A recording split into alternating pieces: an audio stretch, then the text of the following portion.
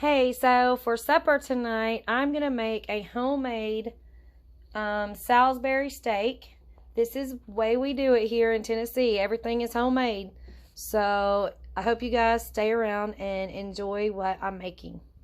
Okay, so for the first thing we're going to do, I am making some baby carrots for one of the sides. So I'm going to get them in this pot and get them boiling because they're going to take a little while to cook. And so here's another side that I'm making, of course, because who can have Salisbury steak without mashed taters? Not me. Okay, I have the taters all chopped up, ready to go in the water.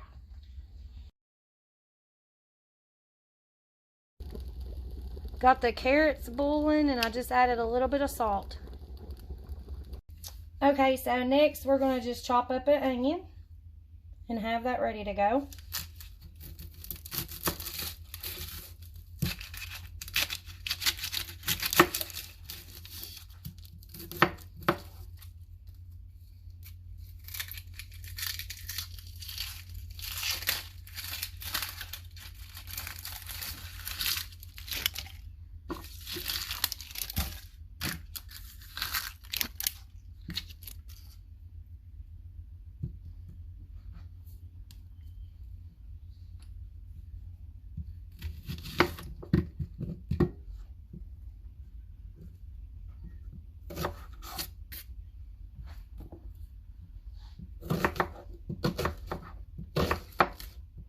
I like my onions in big chunks, especially in my Salisbury steak. I love caramelized onions. So that's the way I like it. Real good and chunky. Okay, so now for the meat. I have the cubed steak. I got 6 pieces here that I've already put pepper and salt on these. I'm going to salt and pepper each side. And what I want to do is just get each side brown. I have my cast iron skillet on medium high.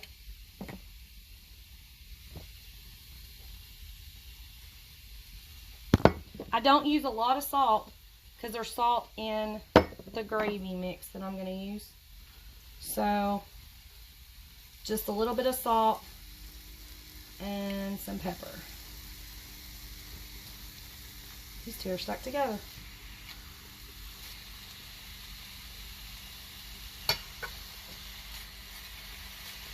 Just get them in there. A little salt, not much. And I like quite a bit of pepper on just about anything.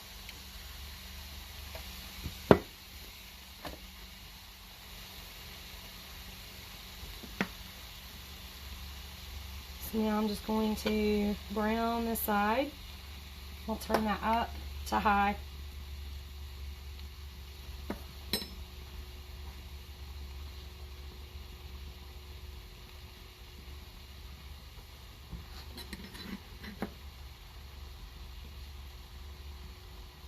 So I'm going to brown both sides of the meat, and I'm going to bring you guys right back.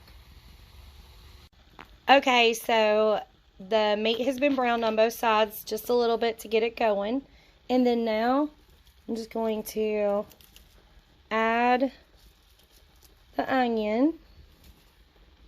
And I'm just going to sprinkle it. Well, that piece was a little too chunky. But sprinkle it around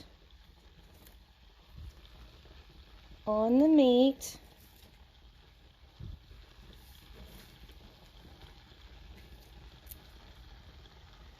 And then let that slow cook. What I'm going to do, trying to get this piece of onion kind of chopped up here with my hand. Okay, so then what I'm going to do is add some water to this.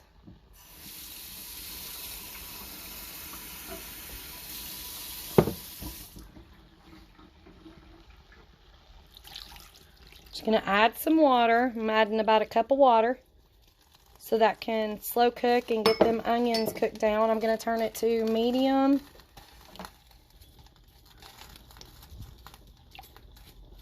Get them onions down in there. And let that slow cook for a little while till the onions become nice and tender. So everything's cooking nicely. Just want the meat to be done and the onions nice and soft. I will bring you guys back in a few. Okay, so who can have Salisbury steak without a roll or some kind of bread?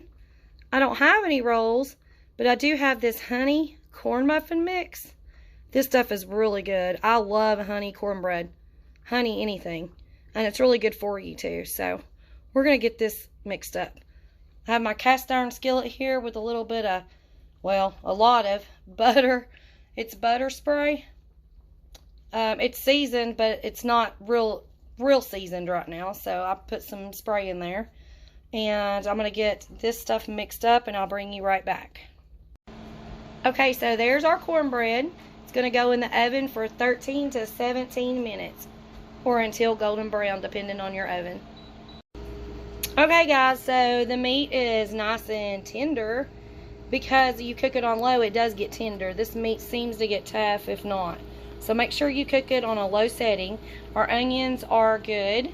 So then now we have just a basic pack of your brown gravy mix. Super cheap at the store.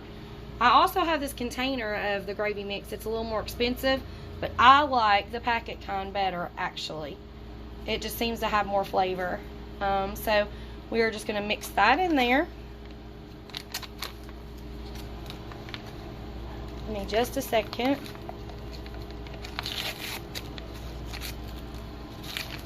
And where we had added our cup of water in our pan, we are just going to add this to it. So you're just going to sprinkle it around. See if I can get the camera. Just sprinkle your brown gravy mix around. And depending on how much gravy you like, you could actually use more than one pack. I think one pack's going to be good for this. So you just put that in there and then just kind of move it around in your water because you already have your cup of water in there, so it should be enough. You can always add more water. I do have a cup beside me in case I need it. And I probably will, just because I want it good and coated.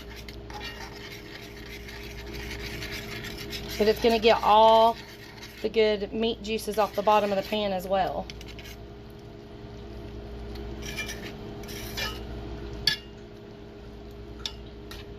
And I may even add some more gravy mix.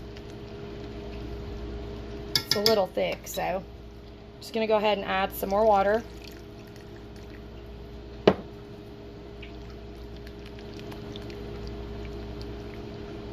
And then just mix it up, flip it around.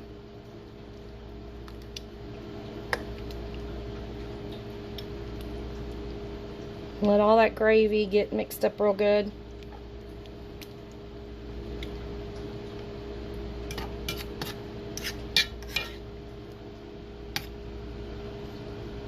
And then let that simmer on low for about 15 minutes. And it should thicken up real nice. And I will bring you guys back.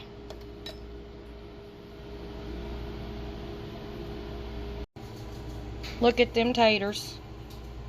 Got them in there with that butter melting, salt and pepper. Letting them sit and get a little happy, like Emerald says. We'll mix them up here in just a minute. Okay guys, so the carrots are done. And I have them sitting on my beautiful trivet. Christmas present from KJ at Off the Wall Prepper. I just absolutely love it. Look at those beautiful colors. It just makes me happy. So with the carrots, what I do is I will add just a little chunk of butter. Well, it's a pretty big chunk. I think y'all already know how much I like butter. Put those down in there. I did drain some of the water out that I boiled them in because I don't want, you know, carrot soup. But I got the butter in there. And then of course, we'll put some pepper and some salt. And I have one other ingredient that I add to my carrots. And that is honey. So we're going to have honey carrots. I just love honey. This isn't, you know, 100% raw honey, but it's still good. So I just squirt a whole bunch in there in that hot water or juice with the butter and just kind of let that all meld together. Super, super yummy. So there's the carrots. And now let's get to the taters. Alright, so here's our taters. Butter's all nice and melted. So I have a cup of milk here, and I don't know how much I'm going to use. I'm going to pour about half of it in there. I don't like my taters soupy. I like them a little chunky. Therefore, I'm not using my hand mixer. I am going to use my mother's old school potato masher. That's just how I do things. And, you know, if you didn't have electricity, you would rely on a potato masher. Well, I don't know if you'd be able to make taters, but anyways, you just mash them up, get them good. I'm gonna have to put you down, but I'll be right back. Alright guys, so there you have it. Homemade Salisbury steak with all the fixings. I hope you enjoyed the video, and I'll catch you on the next one.